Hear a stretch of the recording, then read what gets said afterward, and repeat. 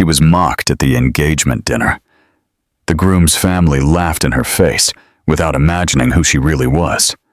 Until, in front of everyone, she picked up her phone, called her father and said, "Cancel their $10 million deal."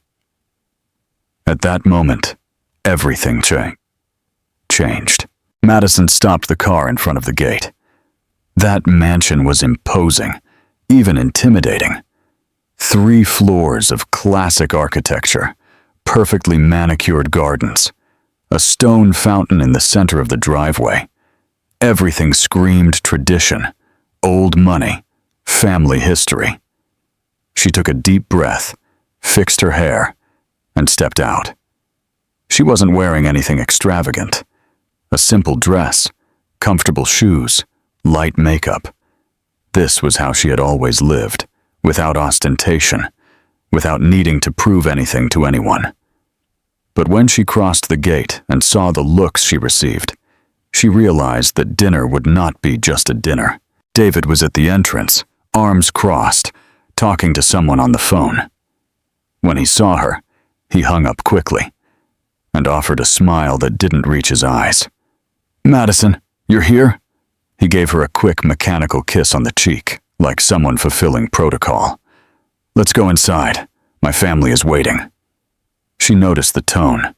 There was no excitement. There wasn't that spark of someone presenting someone special. It was a tone of obligation, of a task to be completed. They entered the main room, a giant crystal chandelier, furniture that looked like it had been imported from some European palace, expensive paintings on the walls. And in the center of it all, sitting on a sofa, as if it were a throne, was Eleanor Sterling, David's mother. Elegant, impeccable, with that type of posture that some people spend their lives trying to imitate. "Mother, this is Madison." Eleanor raised her eyes slowly. She started at Madison's shoes, moved up her dress, and stopped at her face. It was a cold, calculated analysis, like someone evaluating merchandise in a window. "Madison." She didn't stand up to greet her. She only extended her hand from where she was. "How interesting." Madison shook her hand. She noticed the weak, indifferent grip. She also noticed the tone in interesting. It wasn't a compliment. It was the opposite. "Pleasure to meet you, Mrs. Sterling." "Sit down, dear." Eleanor pointed to a distant armchair, far from the main sofa. "You must be tired. Did you come from far away?" "Not very. I live on the other side of the city." "Ah, yes. David mentioned that you live in a simpler area, right?" The silence that fell was embarrassing. Madison looked at David, expecting him to say something, to defend her, to change the subject, but he only looked at the floor. "I live in a quiet neighborhood," Madison responded calmly. "I like it there." "How nice, how nice," Eleanor smiled. But there was no warmth in that smile. Everyone adapts where they can, don't they? Before Madison could respond, a woman entered the room. Younger, well-dressed, with an air of superiority stamped on her face. Beatrice, David's sister. "Ah, the famous Madison," she spoke in an exaggerated theatrical tone. "Finally, we get to meet my brother's choice." Madison stood up to greet her, but Beatrice only waved from a distance and threw herself onto the sofa next to her mother. "David, you didn't say she was so simple." "Beatrice," David warned, but without conviction. "What?" "It's a compliment. Simplicity is a quality, especially when one doesn't have much choice." She laughed, looked at her mother, who also smiled discreetly. Madison felt her blood boil, but she kept her composure. There was something happening there that she still didn't fully understand, but every second made it clearer. That dinner was not a warm reception.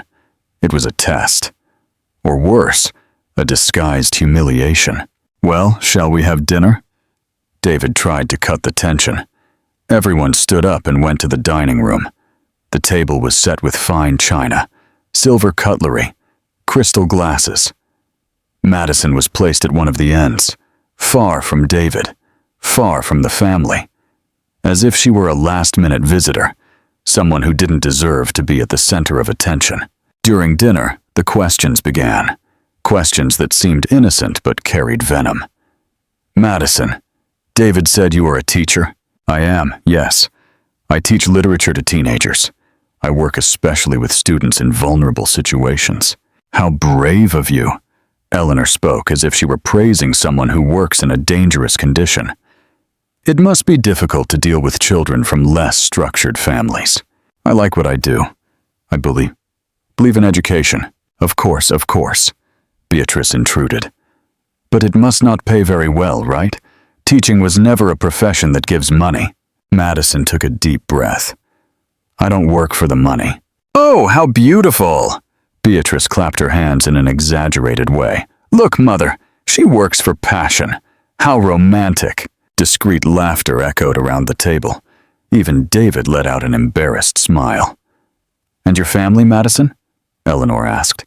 David didn't talk much about them. "My mother passed away when I was young. My father takes care of his businesses." "What businesses?" "Business ventures." "Ah." Eleanor exchanged a look with Beatrice. "Business ventures. How specific." Madison realized that no matter what she responded, everything would be used against her. Distorted, turned into a reason for a joke. The dinner continued in that tense and uncomfortable climate.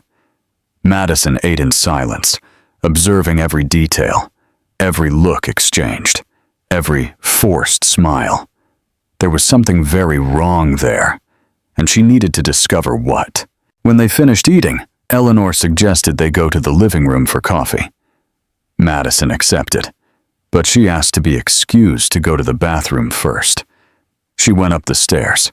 She looked for the bathroom on the upper floor, but when she passed by an office with the door ajar, she heard voices. She stopped. She recognized the voice of David and another man. "David, have you thought well about this?" "Father, she is exactly what we need. Simple, without demands. She will accept anything. And if she discovers, a teacher may not have money, but she's not stupid. Exactly why it works. She won't question. She won't create problems. She will accept what is offered and be grateful." Madison felt her heart race. What were they talking about? "And the deal? Will the investors accept it?" "They will. They just want to see a solid family image. Quick marriage, wife present in the photos, all that theater. Madison serves perfectly. 10 million is a lot of money, David. If something goes wrong, nothing will go wrong. Trust me." Madison leaned against the wall, trying to process what she just heard. Agreement. 10 million. Quick marriage. Theater. Everything made sense now. The coldness of the family, the mean comments, the way they treated her. It wasn't personal. It was strategy. She wasn't the bride chosen for love. She was a piece on a board, someone easy to manipulate, as they imagined. She went back to the dining room trying to hide the anger. Everyone was talking animatedly, as if she didn't exist there. "Madison," Eleanor called when she saw her enter. "Come here, dear. We were talking about the wedding." "Wedding?" "Yes. Didn't David tell you?" Beatrice faked surprise. "He wants to marry soon. Isn't it exciting?" Madison looked at David, who avoided her look. "Yes, exciting." "Let's set it for next month." Eleanor clapped her hands. "Nothing very big, of course. Something intimate, discreet.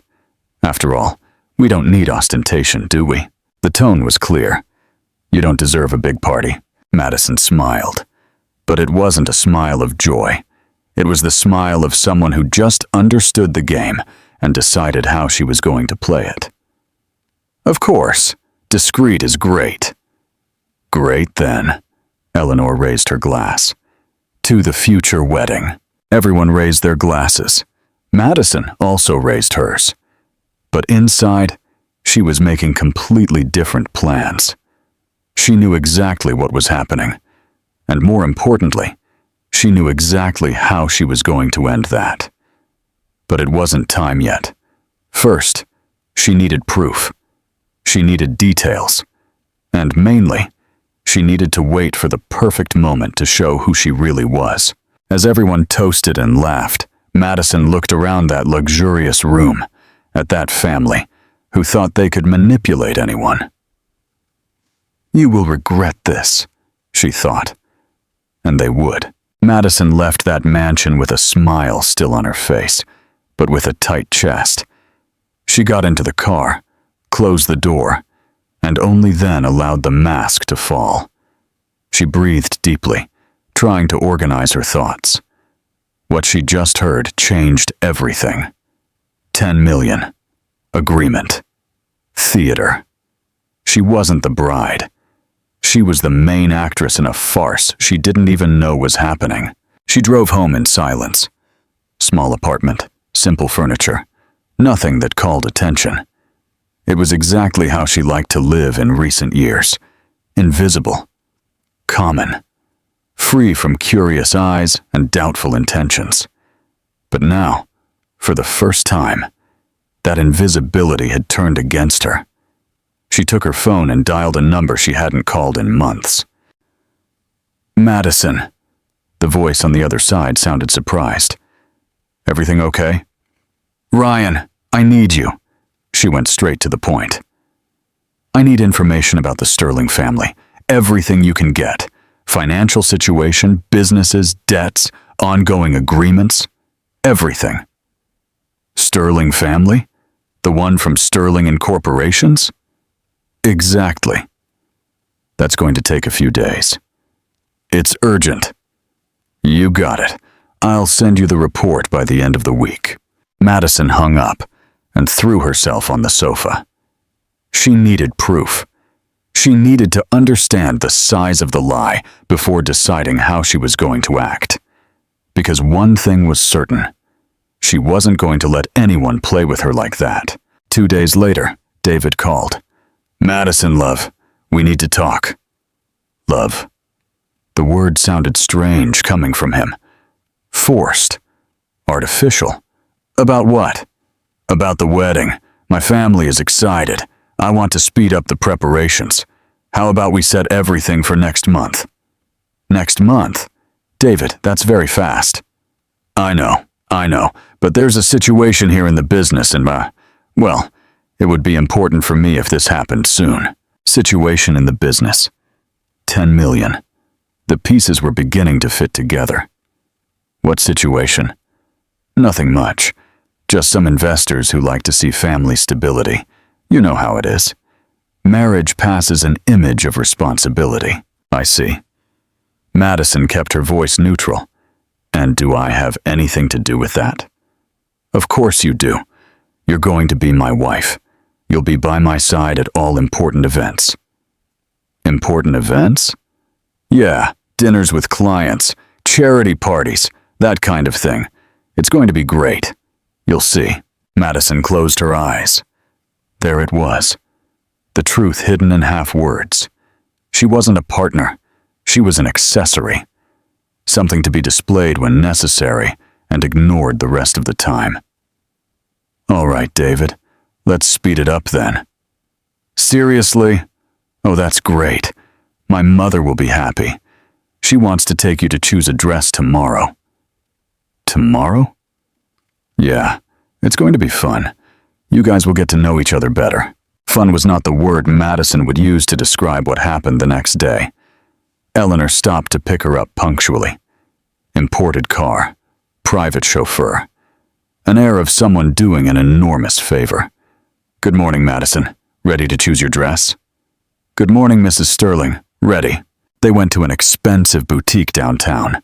The kind of place where prices don't even appear on the tags because, if you have to ask, you can't pay. Good morning, Mrs. Sterling. The attendant ran to receive them. What a joy to have you here. Hello, Sarah.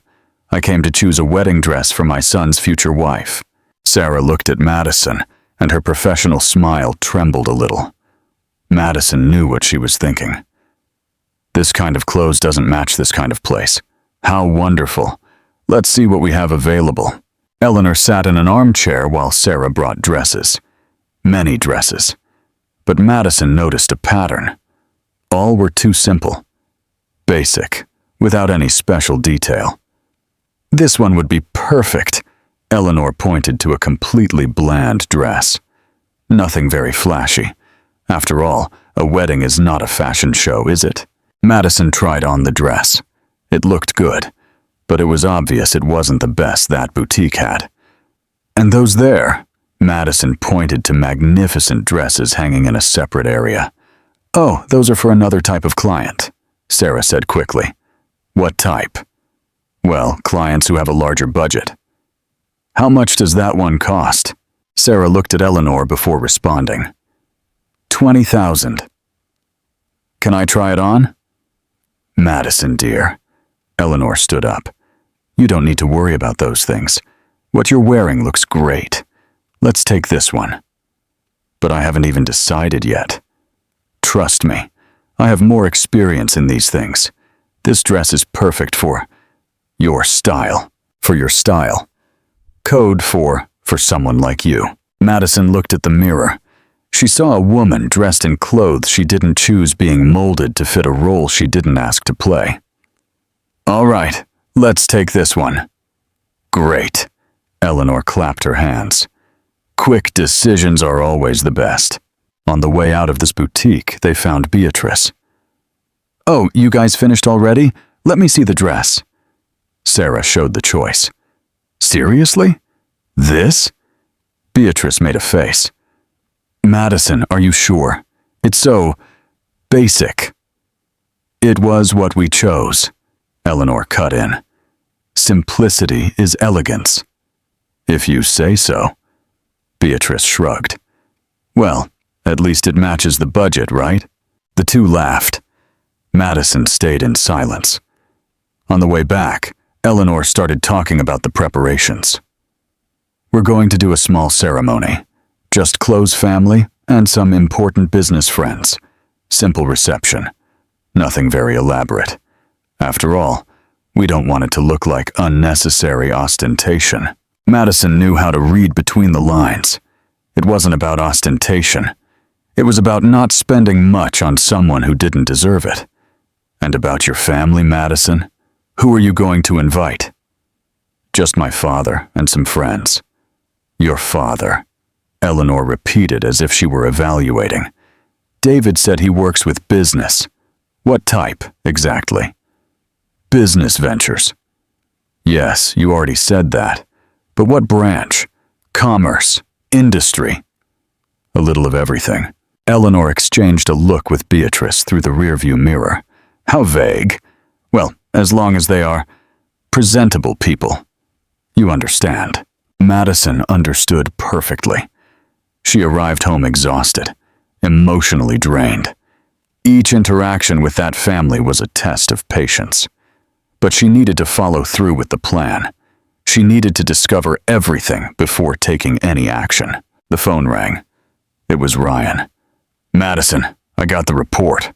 And? It's worse than I imagined. The Sterling family is in serious financial trouble.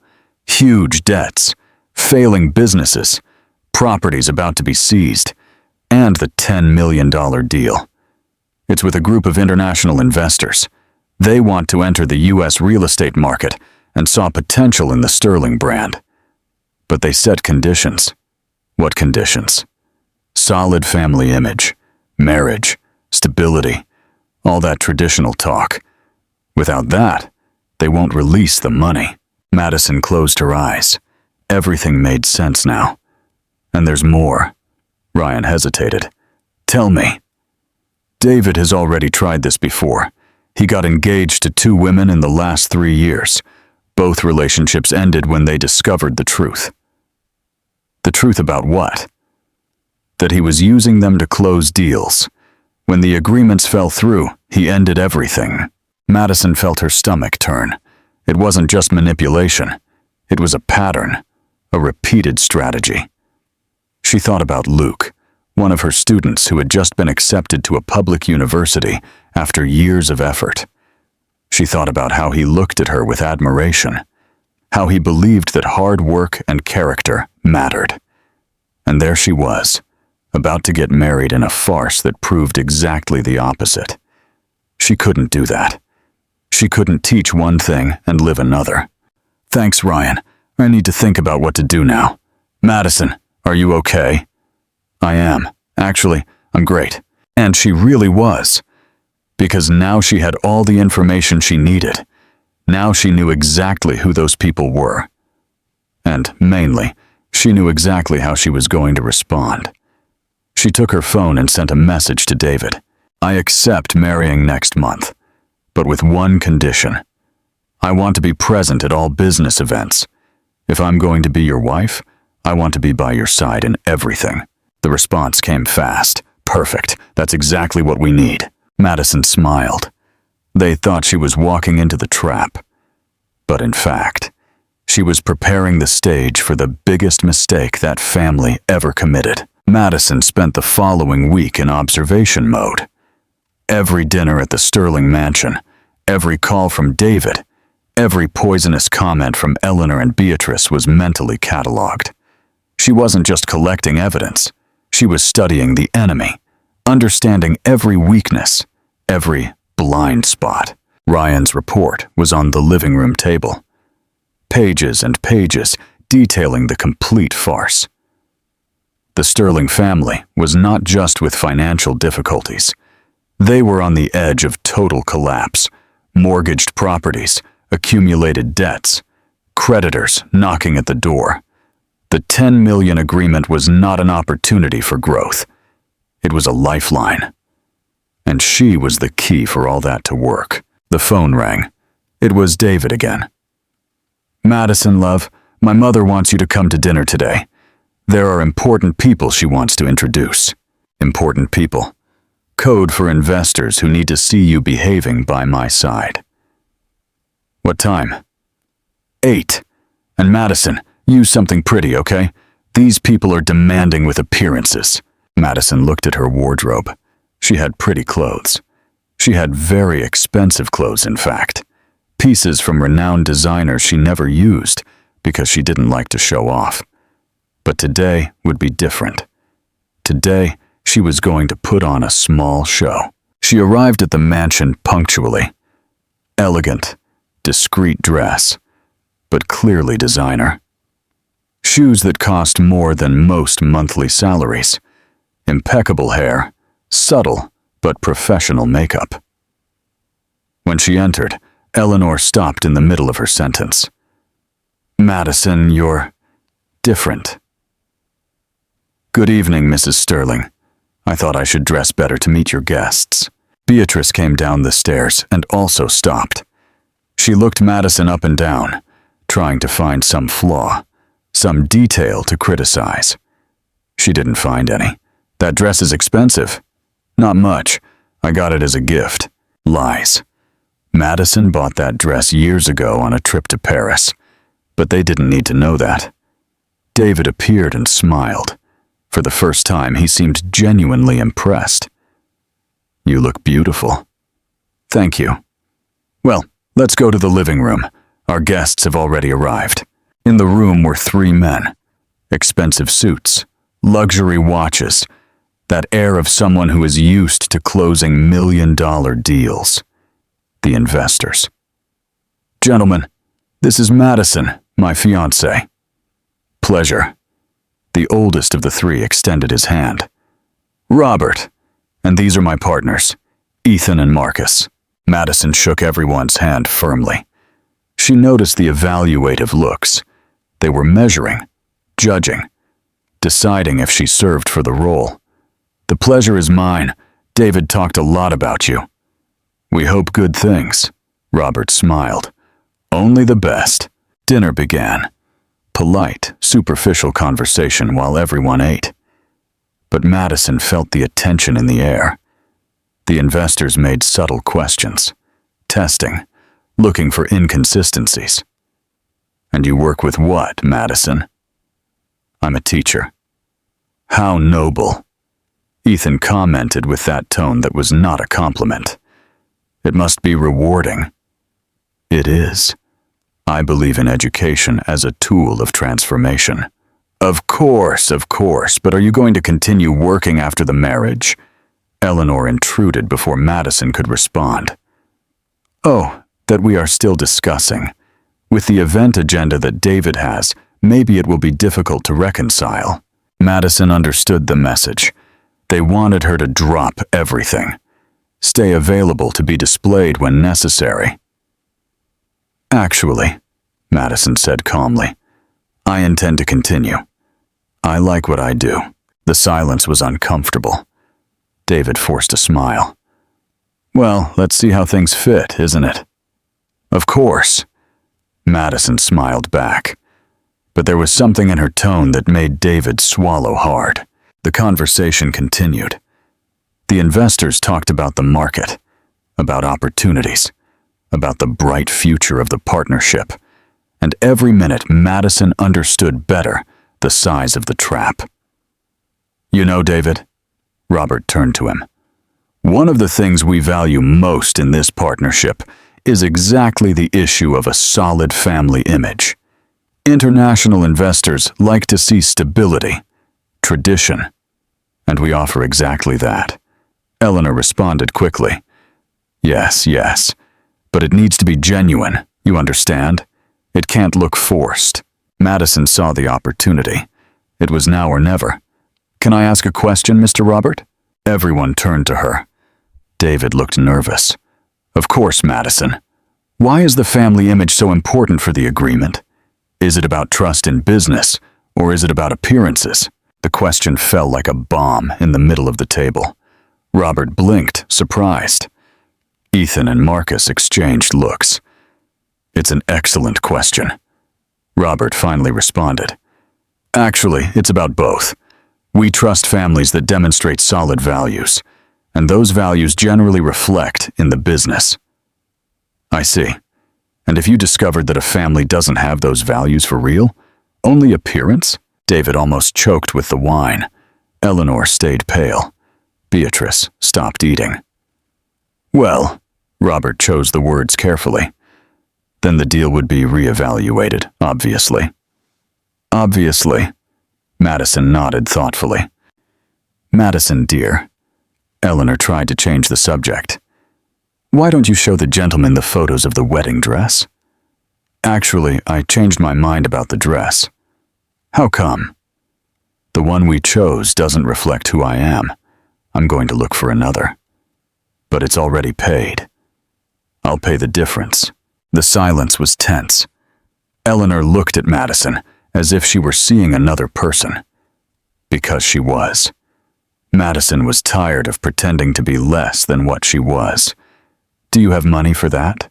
Beatrice asked with irony. I do. How much does a teacher earn exactly? Enough, Madison responded calmly. My family also helps me.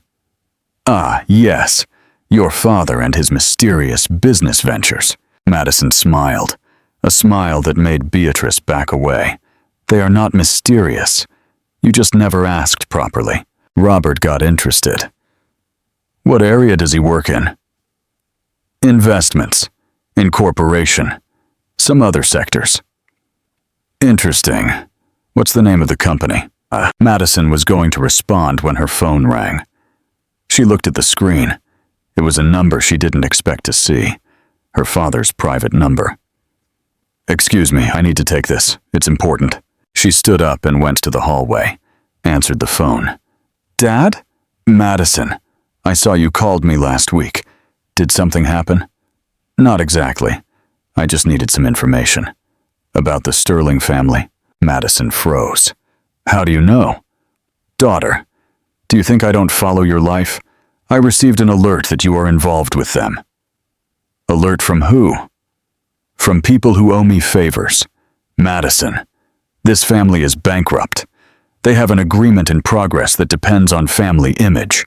You are being used. I know, Dad. I discovered everything. And what are you going to do? Madison looked at the dining room. She saw everyone talking, pretending normality. David nervous. Eleanor trying to control the situation. Beatrice looking at the hallway where she was. I don't know yet, but I'm going to do something. Do you want me to intervene? No. I want to solve this my way. Madison. Dad, trust me. I know what I'm doing. Silence on the other side. Then, a sigh. All right, but if you need me, just call. And daughter, be who you are. Don't let anyone make you feel smaller. I won't. She hung up and went back to the room. Everyone looked at her with ill-disguised curiosity. Everything okay? David asked. Yes, it was my father. He wanted to know how the wedding preparations are going. And what did you say? Eleanor asked. That everything is walking along. Madison sat down. Actually, he was happy. He said he wants to meet you personally before the wedding. David smiled, relieved. That's great. It would be an honor. He suggested dinner here next week. Can it be? Of course. We'll love to receive him. Eleanor responded, excited. Madison saw the greed in their eyes. They thought they were going to meet a small businessman, someone they could impress and manipulate. Great. I'll confirm with him. The conversation went back to normal, but Robert stayed observing Madison with renewed interest. Madison, your father works with what exactly? With many things. He likes to diversify investments. Name of the company? Madison paused. She looked at each person at the table. David expectant. Eleanor curious. Beatrice suspicious. The investors interested. It was time to plant the first seed. The Vanderbilt Group. The effect was immediate. Robert dropped his fork. Ethan and Marcus widened their eyes. Even Eleanor turned pale. Because Vanderbilt Group was not a small company. It was one of the largest conglomerates in the country. And if Madison's father was who she was insinuating, your father is Harrison Vanderbilt? Robert asked slowly. Yes, my father. The silence that fell was absolute. The name fell on the table like a grenade about to explode. Harrison Vanderbilt, one of the most powerful businessmen in the country, owner of an empire that was worth billions. And Madison just said she was his daughter. Robert cleared his throat, trying to process the information. Harrison Vanderbilt. The Harrison Vanderbilt of the Vanderbilt Group? Yes. David was pale. Eleanor seemed to have forgotten how to breathe. Beatrice looked at Madison as if she were seeing a ghost. But, you said you were a teacher. Gustavo finally spoke. I am. I teach because I like it, not because I need to. And why never mention this before? Eleanor asked, the voice coming out sharper than normal. Madison shrugged. No one asked. And sincerely, I prefer people to know me for who I am, not for the last name I carry. Robert leaned forward, the commercial interest talking louder than the shock. Madison, does your father know about the agreement we are closing with the Sterling family? He knows now. I talked to him a little while ago. And what did he think? Madison chose the words carefully. Said he wants to know the situation better before giving an opinion. Therefore, he suggested dinner to next week. David tried to smile, but he was visibly nervous. Because if Harrison Vanderbilt investigated for real, he would discover everything. The farce, the debts, the manipulation. It's going to be great to meet him personally, David said, the voice trembling slightly. For sure, Madison responded, the eyes fixed on him. The rest of the dinner was tense. The investors asked more questions, trying to understand the dimension of the revelation. Eleanor tried to look excited, but she was clearly in panic. Beatrice stayed quiet for the first time since Madison met her. When the investors left, the family stayed alone with Madison in the room. Eleanor turned to Madison, trying to control the voice. Harrison Vanderbilt. Why didn't you mention before? No one asked. No one asked? Madison, your father is the owner of half the real estate developments in the country. And does that change anything about who I am? It changes everything, Eleanor let slip. Then she realized what she said. Ah, Madison smiled without humor. So the problem was not me being a teacher. It was you guys thinking I didn't have money. David intruded, trying to calm the spirits. Madison, love, we're just surprised. It's an important piece of information. Important why? Does it change anything about who I am? No, of course not. Then why all this reaction? No one knew how to respond. Because the answer was obvious and embarrassing. It changed everything. Because now they could no longer treat her as inferior. Next week, then. Eleanor tried to recover the composure. We're going to receive your father. I need to prepare something special. He doesn't need anything special. He prefers simple things. But it's Harrison Vanderbilt? I can't receive him with an ordinary dinner. Madison smiled. Finally, she was understanding the game. Do what you think is best. Good night. She left that mansion feeling a mixture of satisfaction and sadness. Satisfaction for having planted the first seed of doubt. Sadness because it confirmed what she already suspected. Those people only valued money and power. The following days were revealing. David called 3 times a day, always with some excuse to talk. Eleanor sent messages wanting to know her better. Even Beatrice tried to get close, asking for tips of places that Madison frequented. The mask had fallen, and it was pathetic to see the desperation. On Thursday, Madison received an unexpected call. Madison Vanderbilt? Yes? This is Amanda Torres from Focus on Society magazine. We heard that you are engaged to David Sterling. I would like to do a story about the couple. Madison sighed. The news had already leaked. How did you get my number? Sources. So, you accept the interview? No, I'm not interested in publicity. Good afternoon. She hung up. But she knew it was only the beginning. In a matter of days, everyone would know. The daughter of Harrison Vanderbilt was engaged to the bankrupt heir of the Sterling family. On Saturday, David called excited. Madison, love, my mother is organizing a charity event to officially announce the engagement. It's going to be beautiful. When? Next week, on Thursday. It's to raise funds for a children's institution. It's going to be full of important people.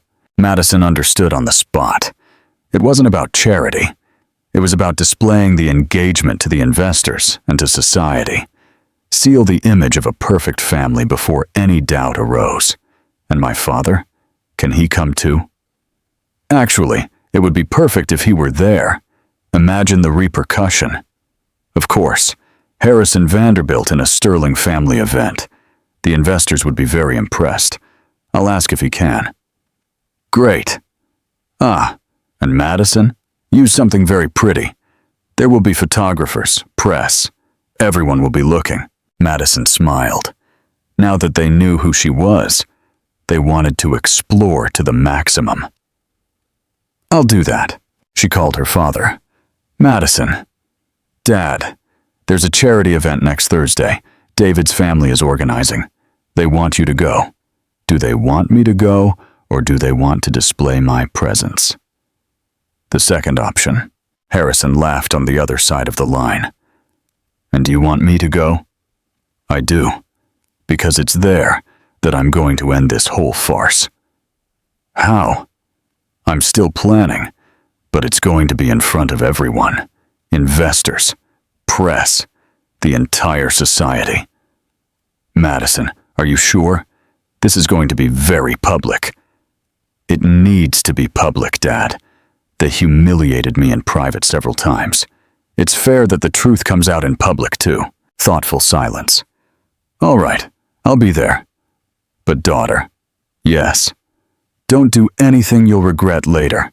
Revenge can be satisfying in the moment, but it's not revenge, Dad. It's justice, and it's a lesson.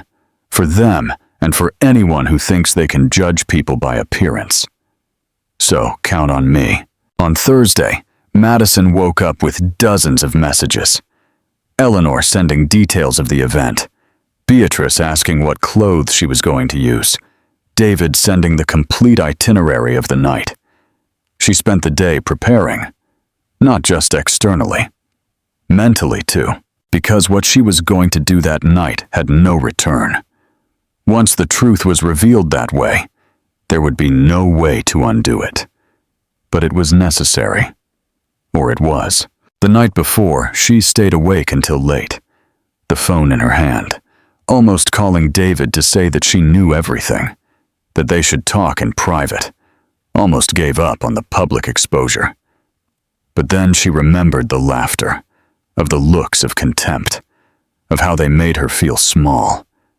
It wasn't about revenge. It was about preventing them from doing that with another person. She arrived at the place of the event punctually. An immense hall, decorated with elegance, flowers everywhere, tables impeccably set, a stage in the back with a giant screen, photographers in every corner. It looked more like a wedding than a charity event. Eleanor ran to meet her. "Madison, what a pretty dress. You look wonderful." The change of treatment was shocking. From inappropriate clothes to wonderful in a matter of days. "Thank you, Mrs. Eleanor. Has your father arrived yet?" "He's coming." What an emotion. I can't wait to meet him personally. Madison smiled without responding. She knew exactly why Eleanor was so excited. David appeared, impeccable in the tuxedo.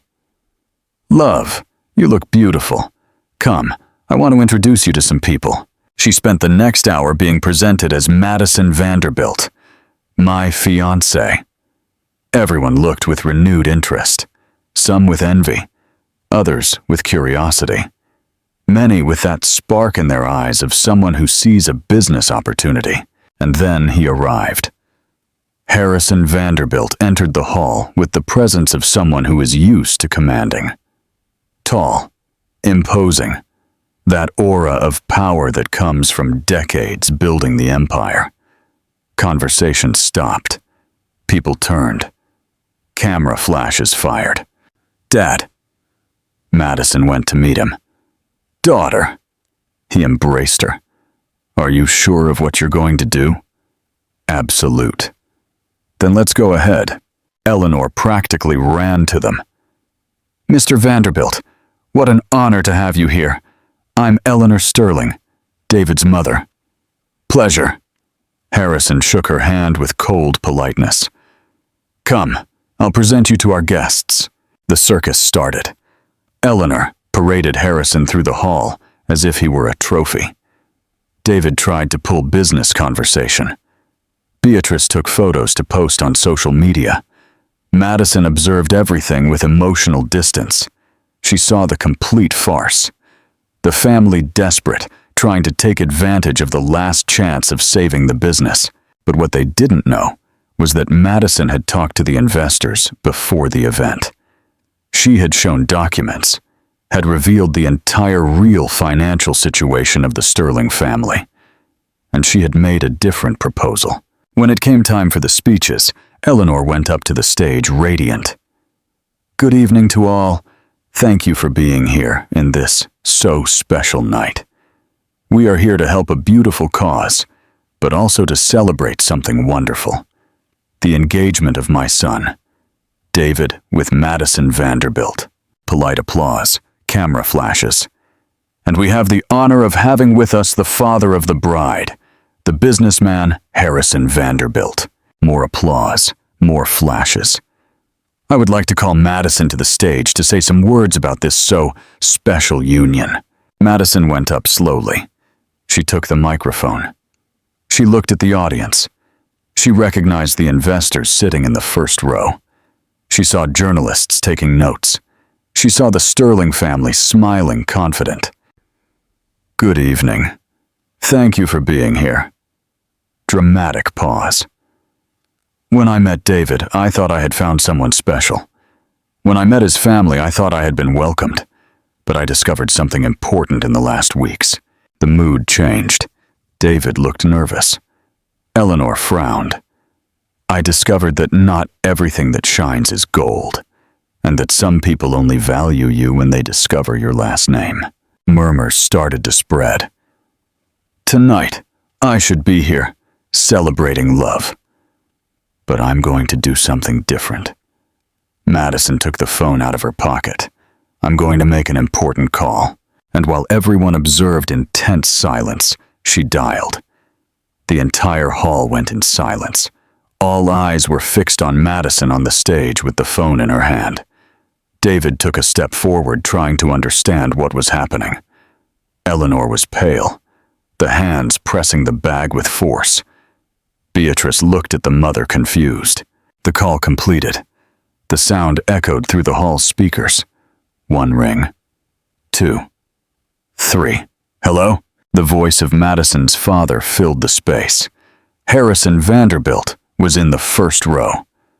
But he answered the phone even so. Everyone saw. The giant screen behind Madison lit up, displaying her phone screen, calling Dad. Dad, I'm here in the Sterling family event. Yes, daughter, I'm seeing you on the stage. He talked calmly, looking directly to her.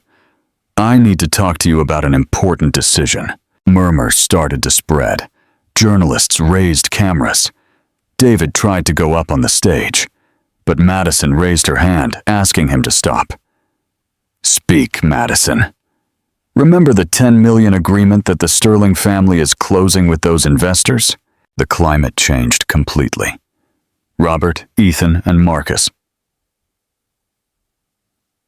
Each other in the audience. Eleanor stayed white as paper. I remember, yes. I discovered some things in the last weeks. Important things about the true intentions behind this engagement. Madison. David went up on the stage, trying to take the microphone from her. What are you doing? Madison moved away, continuing to talk. Dad, this marriage is not about love. It never was. It's a condition to close the agreement. The investors demand a solid family image. I am only the piece that was missing in the puzzle.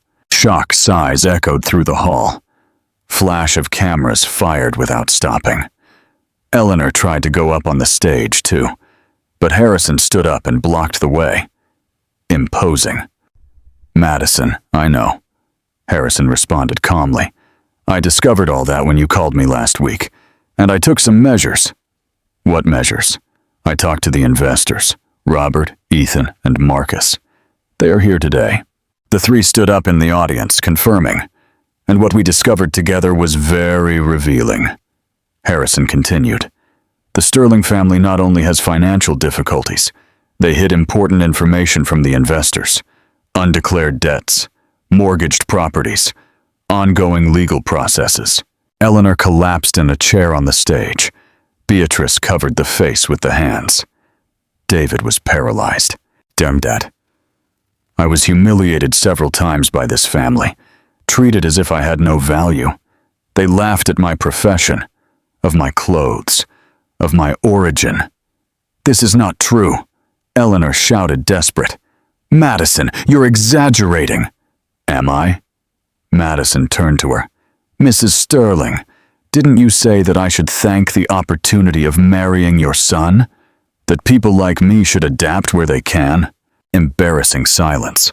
No one defended Eleanor, because everyone saw the truth stamped on her face. And you, Beatrice? Madison looked to the sister-in-law. You didn't laugh in my face when you discovered that I'm a teacher. Didn't say that it was a profession that doesn't give money. Didn't make mean comments about my choices in every opportunity you had. Beatrice lowered her head, incapable of responding. And you, David? Madison finally looked to the groom. You didn't stay in silence every time your family disrespected me? Didn't confess that this marriage is business strategy? Didn't say that I was perfect because I wasn't going to question nor create problems? David opened the mouth, but no sound came out. Madison went back to talk to the phone. Dad, I came here today thinking I was going to make a pretty speech about love and family, but I can't lie in front of so many people. I can't pretend that everything is okay when it's not. What do you want to do, daughter? Madison breathed deep. Was now. The moment that had no return. I want you to cancel any possibility of business between the Vanderbilt group and the Sterling family. Forever. Madison, no. David fell on his knees. Please, you don't understand what you're doing? I understand perfectly. I'm getting rid of people who only value me for the last name I carry. Robert stood up in the audience. Ms. Madison, can I speak? Of course. We investors had already decided to cancel the agreement even before you went up in this stage, when your father showed us the true financial situation of the Sterling family, when we discovered the hidden information and the lies. We decided that we can't do business with people like that. Eleanor sobbed loud. Beatrice started to cry. David continued on, knees destroyed. But, Robert continued, we stayed impressed with your courage, Madison, and we'd like to make a different proposal. What proposal? The Vanderbilt Group and our investment fund together, $10 million for educational projects, free schools, scholarships, training of teachers, everything in your name. Madison felt the eyes well up. Didn't expect that. My name? Yes. You proved today that values matter more than appearances. That character counts more than last name. We want to invest in someone like that. Applause started. First timid, then each time stronger. People were understanding what happened there. A public lesson about judging people. I accept, Madison said, the voice choked. But with one condition. What? That the first school carries the name of my mother. She always believed that education transforms lives. Done. Harrison hung up the phone and went up on the stage, embraced the daughter with pride. You were brave, Madison. I learned with you, sir. David still was in the ground, in shock. Finally, found voice to speak. Madison, I'm sorry. It wasn't like this that it was supposed to be. It was supposed to be how David, based on love, respect, truth, because there was nothing of that since the first day. I know. I ruined everything. My family ruined everything. Not just ruined the engagement. They ruined the trust, and that is now rebuilt. Eleanor approached desperate. Madison, please. Can we talk in private? Can we explain? There is nothing to explain, Mrs. Sterling. Everything was very clear. You guys treated me as inferior because you thought I was. Only changed when discovered my last name. That says everything about the character of you guys. We are not bad people, Beatrice shouted between tears. We were just desperate. Desperation doesn't justify cruelty. Madison responded calmly. You guys had choice. Could have been honest since the beginning. Could have treated me with respect, regardless of who you thought I was. A journalist stood up in the audience. Madison, can I make a question? You can. Why did you hide your identity? Why didn't you say since the beginning who you were? Madison looked at the hall full of people. Rich people. Powerful. Influential. But also people who judged. Who measured value by bank account. Because I wanted to be loved for who I am, not for what I have. Because I wanted to know if someone would value me when they thought I had nothing. And I discovered that no. I discovered that this family only cared about appearances and money. Another journalist shouted a question. And what are you going to do now? I'm going to continue being a teacher. I'm going to continue living in my simple apartment. I'm going to continue using clothes that leave me comfortable. And I'm going to use the $10 million to create opportunities for people who really need it.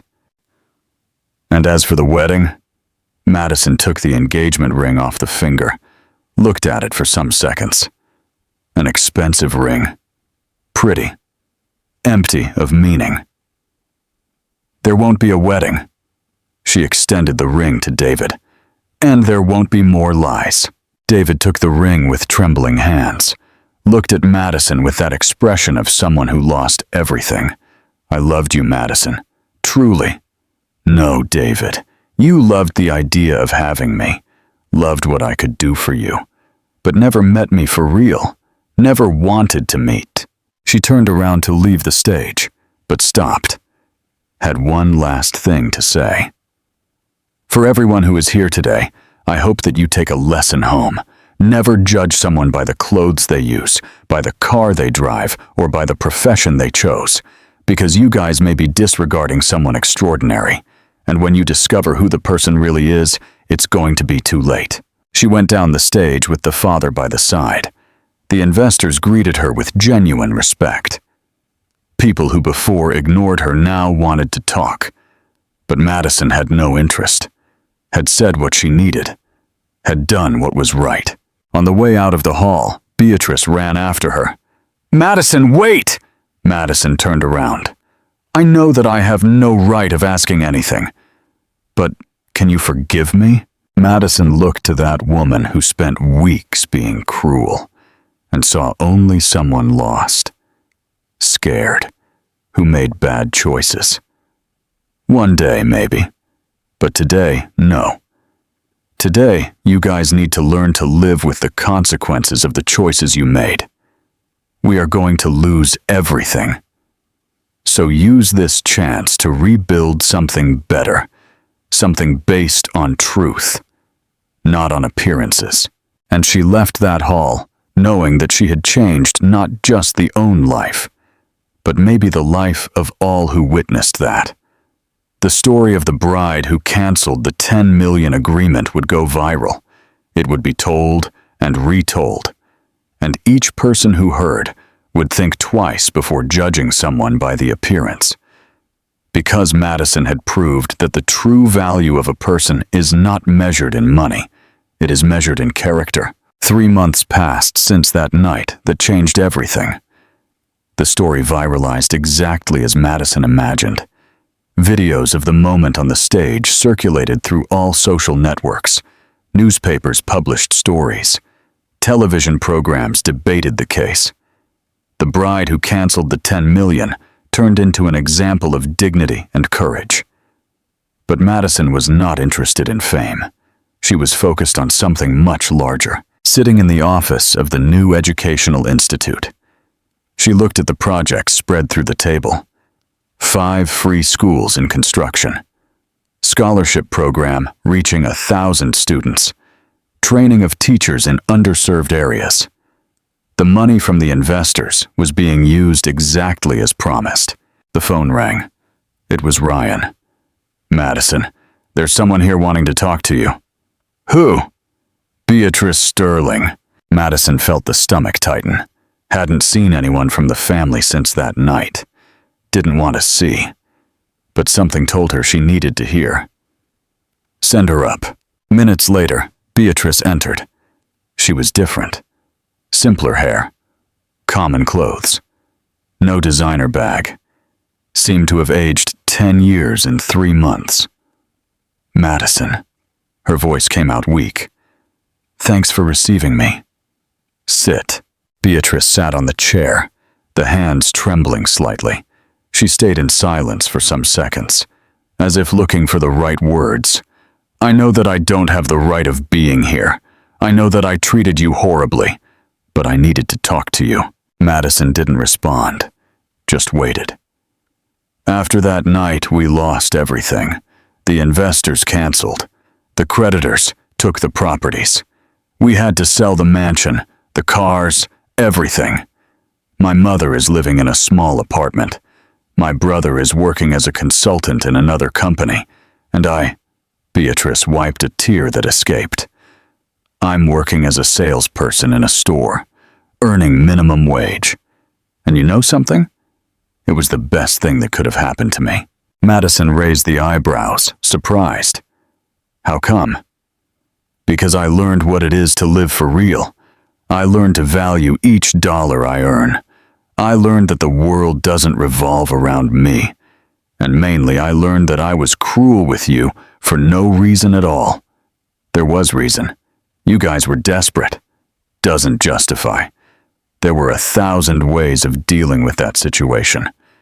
We could have been honest since the beginning, but we chose lie, manipulation, and cruelty.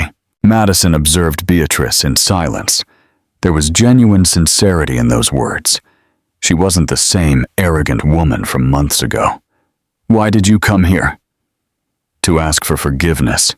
Truly. I don't expect you to forgive me now. Don't even know if one day we'll forgive. But I needed you to know that I changed, that I understood the lesson." "And your mother? Your brother?" "My mother is still processing everything. She lost the world she knew the whole life. It's difficult for her to accept. But little by little she is understanding." "And David?" Beatrice hesitated. "David is different too." "How different?" "He works straight now, doesn't complain, doesn't make drama. And you know what he did last month?" "What?" "Donated the entire salary for one of your educational projects, anonymously." Madison stayed in silence, processing the information. "He is trying to redeem himself in his own way, knows that he lost you forever, but wants to do something good with the rest of life." "Beatrice, why are you telling me this?" "Because you deserved to know. You changed our family, for the better. And even if never forgives us, I want you to know that your attitude that night saved us from a life based on lies." Madison stood up and went to the window, looked at the city out there, thinking in everything that happened. The anger had passed. The hurt still hurt, but it was smaller. And in the place of them, there was something different. Compassion. Madison felt the old anger try to go up, remembered each mean comment, each look of contempt. For weeks after that night, she had nightmares where she returned to that mansion, where she was humiliated again. The therapist that she started seeing said that forgiveness was not about them. It was about herself, about letting go of the weight. Looked to Beatrice, saw only a scared woman who erred, like she herself had already erred in other things in life. "Beatrice, I don't forgive you today. Maybe it takes time. Maybe never forgive completely. But I recognize your courage in coming here. Thanks. It's more than I deserve." Beatrice stood up to leave, but Madison called her. "Wait, you said that you are working as a salesperson." "Yes, in a clothing store. What if I offered you a job here?" Beatrice widened the eyes. "Here, in the Institute?" "Yes. I need someone to coordinate donations of uniforms and school materials. Fair salary, nothing extraordinary, but it's honest work." "Madison, I don't know what to say. Say yes or no. But if you accept, needs to understand one thing. Here we treat everyone with respect, from the janitor to the director. If you bring that arrogance from before, you'll leave in the same day." "I won't. I promise. I'm another person now." "So starts on Monday." Beatrice collapsed crying, not of sadness, but of gratitude. Madison embraced her briefly. "Everyone deserves a second chance, Beatrice, but only one. Don't ruin it." When Beatrice left, Madison went back to the table, but couldn't concentrate. The visit had moved with her in an unexpected way, made her think about forgiveness, about redemption, about the weight of carrying anger. The phone rang again. It was the father. "Madison, how are you?" "Well, Dad, Beatrice was here." "Beatrice Sterling. What did she want?" "To ask for forgiveness. And you know what more? I gave a job to her." Silence on the other side. "Daughter, are you sure about that?" "I am. People change, Dad, when they learn the right lessons." "You are more generous than I would be." "I learned with Mom." The mention of the mother brought heavy silence. Madison rarely talked about her. The pain still was big, even after so many years. "Dad, can I make you a personal question?" Of course. Why did you accept when I decided to hide my identity and live as a common person? Harrison sighed. Because I understood. After your mother left, I saw how the money and the power attract the wrong people. Saw how they tried to take advantage of you. Of me, of our pain. And when you said that you wanted to live simple, I understood that it was your way of protecting yourself. Mom would live happy like this, wouldn't she? She would. She always said that what matters is not in the pocket, it's in the heart. Madison felt the eyes well up. It had been so long that she hadn't had this conversation with the father. Do you miss her? Every day, daughter. Every day. I too. Mainly now, building these schools. She would love to see. She is seeing. From wherever she is, moi, she is proud of you. When she hung up, Madison looked to the framed photo on the table. Her mother smiling, in a simple photo, without ostentation. Was a teacher too, had dedicated the whole life to education, and had died too early, victim of a cardiac complication that no one expected. Madison had only 17 years when she lost the mother. Was when she decided to follow the steps of her. Was when she understood that money doesn't buy time, doesn't buy health, doesn't buy what really matters. A knock on the door pulled from thoughts. Enter. A man entered. Tall, simple, genuine smile, used common shirt, blue jeans, worn sneakers. Brought a folder in the hand. Madison, I'm Andrew Costa. I came for the interview of pedagogical coordinator. Madison stood up and shook the hand of him. Pleasure, Andrew. Sit, please. Spent the next hour talking with him. Andrew was a teacher for 15 years. Worked in public school in the periphery. Dreamed in expanding opportunities for underserved students.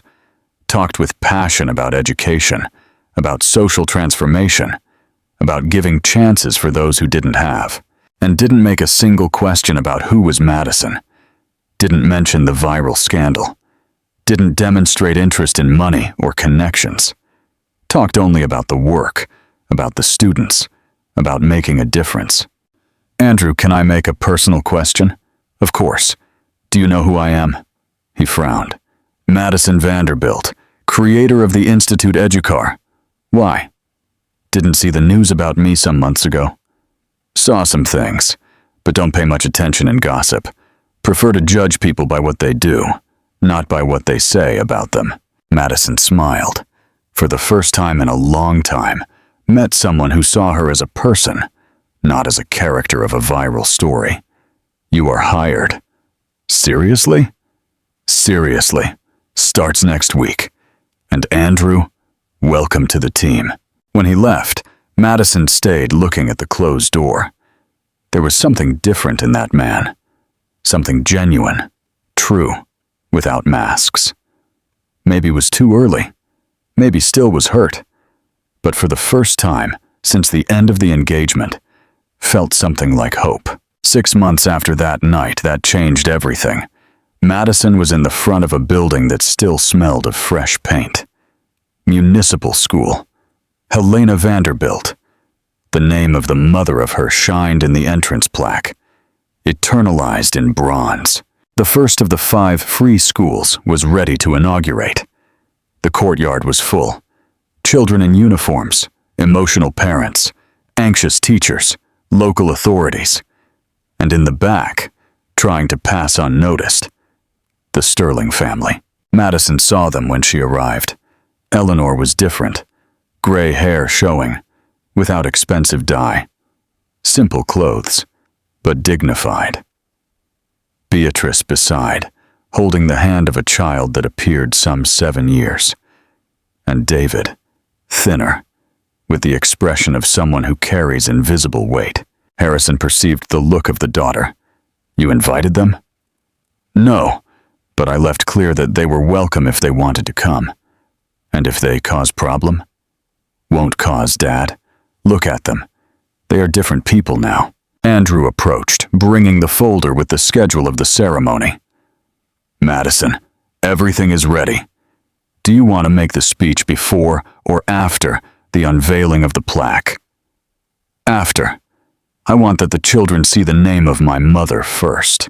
In the last months, Andrew had turned into much more than pedagogical coordinator, was partner in the project, advisor in the difficult moments, and little by little, something more. Didn't have officialized anything, didn't have hurry, but had genuine connection there, based on respect, shared values, and no lie. The ceremony started. The mayor made political speech. The Secretary of Education thanked the investors. Robert, Ethan, and Marcus talked about social responsibility. And then arrived the time for Madison. Went up in the small improvised stage. Looked to that sea of people. Children that would have opportunities that wouldn't have before. Families that saw hope. And back there, the family that had tried to use her, and now assisted in respectful silence. Good morning to all. My name is Madison Vanderbilt, and this school carries the name of the woman most important of my life. My mother, Helena. Showed the framed photo that brought. Helena smiling, simple, happy. My mother was a teacher, gave class in public school for more than 20 years, when she left too early. She always said that education doesn't transform only students, transforms whole generations. Emotional pause. Some people already were with well-up eyes. When she left, I had 17 years, and needed to learn alone many things that she didn't have time of teaching me. One of them was about the value of people. Madison looked directly to where was the Sterling family. I learned that some people are going to judge you by the clothes you wear, by the car you drive, by the address where you live. These people only see what you have, never who you are. David lowered the head. Eleanor wiped a discreet tear. But also I learned that everyone can change, that errors can turn lessons, and that the biggest courage is not never fall. It's to get up after you fall. Madison returned the look for the children in the audience. This school is for you guys. For that, never leave anyone make you guys feel small. For that, study.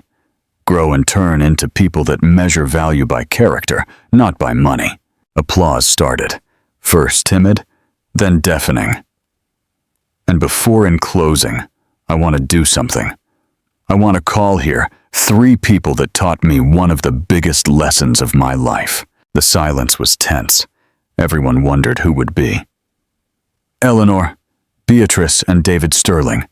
Please, come here. The 3 stayed paralyzed. Didn't expect this. David looked to the mother. Eleanor looked to Beatrice. No one wanted to go up. Please, don't have fear. Slowly, the 3 walked to the stage. Went up with hesitation. Clearly embarrassed of being there in the front of so much people. Madison looked to each one of them. Some people here know the story. Know that this family treated me bad when they thought I didn't have value. Know that they tried to use me to close business. Know that they humiliated me. Eleanor started to cry low. Beatrice, too. David maintained the eyes fixed in the ground. But what many people don't know is the rest of the story. Beatrice works with me for 3 months. It's one of the employees most dedicated that I have. Eleanor is doing volunteer work in a senior shelter. And David donated the whole salary of the last 6 months for educational projects. The people started to murmur surprised. They erred much, but recognized the errors and changed for real. And that values more than any apology. Madison turned around for them. I forgive you guys, not because you guys deserve, but because I deserve peace, and carrying anger only hurt me. Eleanor collapsed to cry. Beatrice embraced her. David looked to Madison with gratitude that didn't fit in words. And I want that you 3 cut the inauguration ribbon with me, because this school is not just about education. It's about second chances. The audience exploded in applause. Some cried, others shouted support. was moment of redemption, of forgiveness, of humanity. Cut the ribbon together. Madison, Eleanor, Beatrice, David, and Andrew. 5 people whose lives crossed of the worst form possible, and now were united in something good. After the ceremony, Madison stayed talking with the parents of the students. A woman approached, bringing a girl by the hand. "Madison, my name is Claudia. This is my daughter, Julia. She was accepted here in the school." "That's great. Welcome, Julia." The girl looked to Madison with those eyes full of dreams.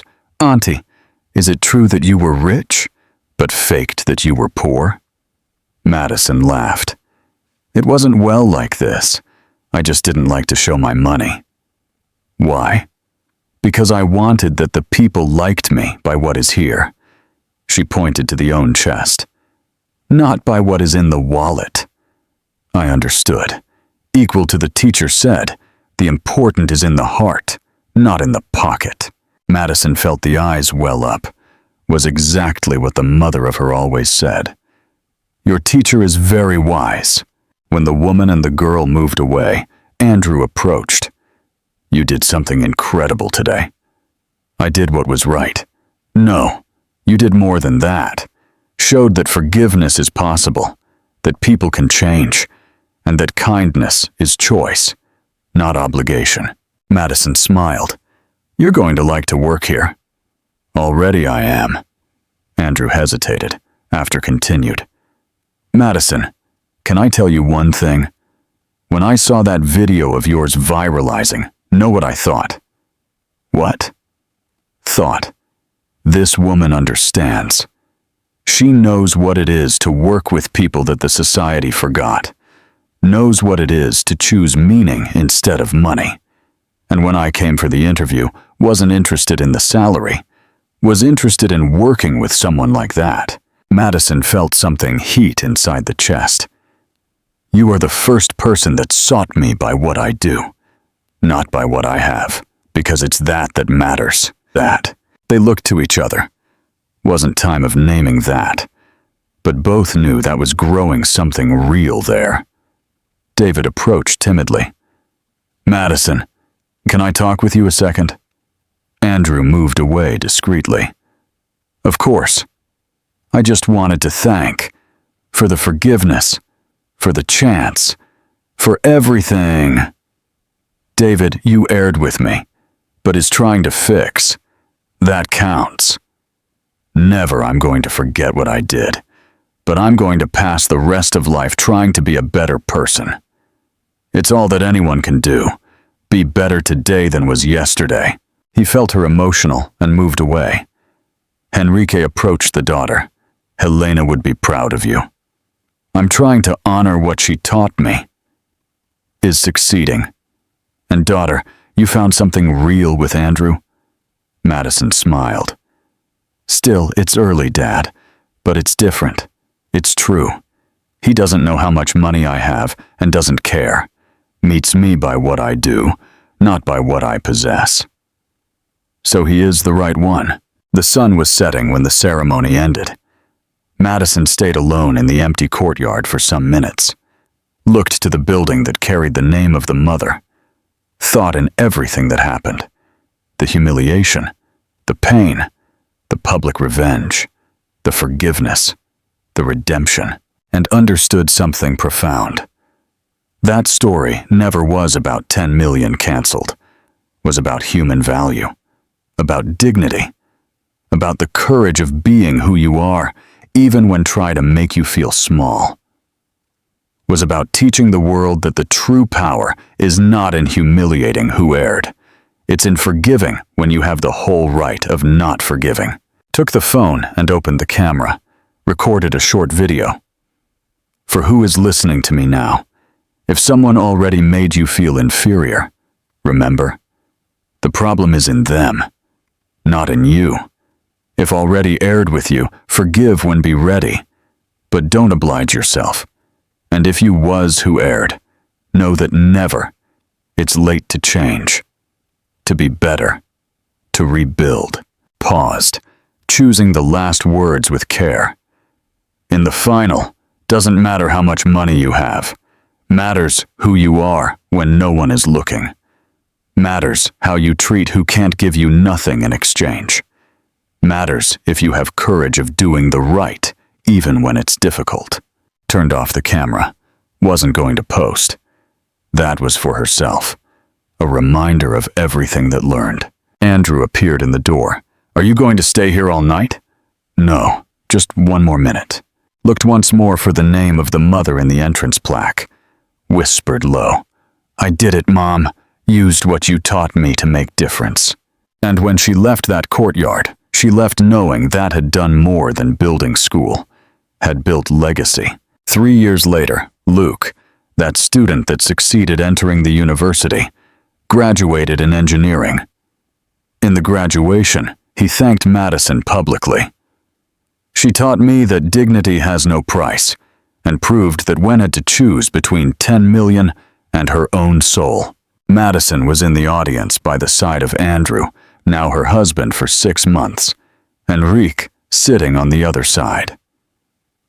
And 2 rows back, discreetly, Beatrice, who had turned into coordinator of donations and unlikely friend throughout the years.